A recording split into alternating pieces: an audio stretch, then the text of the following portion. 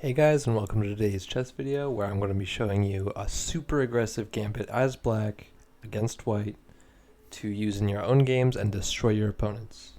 Now before we get started, I would like to ask to please like the video and subscribe for daily chess content. I just got back from a trip, so for the past week's videos I have been wearing the same clothes if you've noticed, but I record that in the same night, so that is why. I don't wear the same clothes every day. Also consider joining my Discord. I'll leave the link in the description box down below, and let's get right into it. So in today's video, the gambit that I'm going to be introducing is the England Gambit. Now, some of you may know this is a dubious gambit, and what I mean by that is that it's not the best move by far. It's actually almost a bad move. The computer is saying you're essentially just giving away full pawn for nothing. But hey, we're not computers, we're humans. And I'm sure most of you are at the rating where you're nowhere even close to computers, and this will work for you a lot of the time. So after they accept the gambit, d takes e5, I'll cover what you can do if they don't accept the gambit, if they're lame. You know, I just have to play chess. But we're going to go over the gambit first. So what you're going to do is after they take, you're going to attack with a knight. After they defend it with the knight or the bishop, you are going to attack it again with your queen. And the only way for them to defend it in a good way is the bishop out to f4. And after this move, queen b4 check. Now, the only move here that makes any sense is bishop d2, since you are forking these two pieces. So the move that's almost always played here is bishop back to d2, since you are forking the pieces. So it's the most logical move. And after this, you're simply going to take the pawn on b2, and you'll notice that the rook is trapped. Now, I'm going to show you a trap here. This probably isn't the most popular move, but it actually is very common, and I've seen very strong players play at like 2300 and above. I think even a grandmaster has blundered this.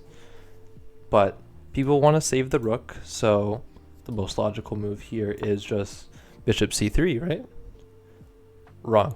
This is actually a huge blunder, and you play bishop to b4. And this is actually kind of crazy. So after bishop takes, there's just the simple knight takes, and it's just an unstoppable fork threat against c2. They try to defend it with knight a3, which is the top engine move. You just take the knight. But yeah, you're basically winning this rook by force and forcing the king into a bad position. But what if they just defend with the queen? Then you take. If knight takes, just take the rook. But if queen takes, it's checkmate in 8 moves. I mean, I can't do much better than that for you guys. But 8 moves checkmate, that's crazy. But that's not the most popular move or the best move. Knight c3 is the most popular move. But most people just know up to here because this is where it's like a little bit less venomous.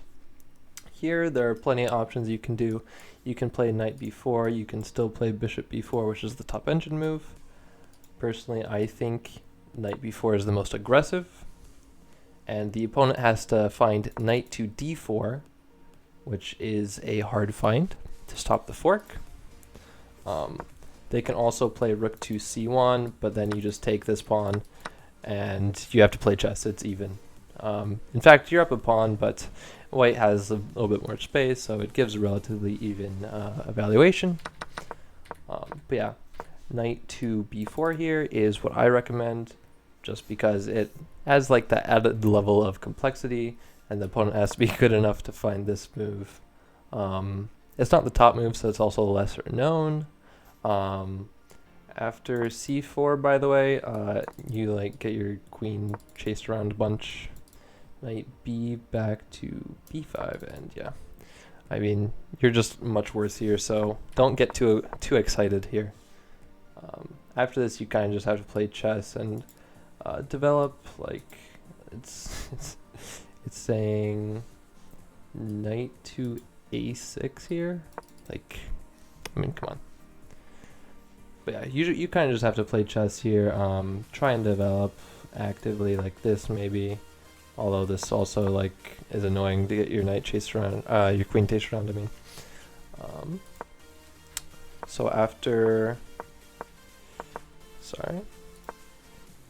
the main line here. So after bishop b5, bishop b4, sorry. Rook b1 is the top move. And you can actually sacrifice your queen here, which is what Grandmaster Amon Hambleton does whenever he gets this line in the England Gambit. Yeah, but obviously we aren't Grandmasters, so I can't really full-heartedly recommend this, since it's just kind of wrong to recommend that to everyone, because everyone's not comfortable playing down a queen. But yeah, you're kind of fine in this position. You're down 2 points of material, so it's relatively even. You have more space. You have a lot of pressure on the white position, so it's not all that bad. But again, I can't recommend that just because you're sacrificing a queen. So the best move here, which I will show, is just queen a3, and after rook b3, which isn't actually very common, surprisingly, just put your queen back to a5, and you just have to keep putting pressure on the white position. And now, at this stage, you kind of just have to say, okay, you got me. I didn't win in 8 moves. I have to play chess now. But yeah, you're only slightly worse here. +1, okay. As a gambit, you didn't get what you want. It happens. But there's risk, and then there's reward. So big risk, big reward. So now back to the main line here, I believe. Yeah.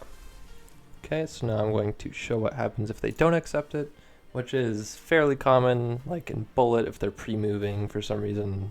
I don't know. So yeah, after d5, this is called the England Gambit declined for obvious reasons, and you just want to attack the pawn, play actively here. If they just develop normally with the knight, you can just pin it and like win basically immediately. If they try and defend, you just take, and yeah.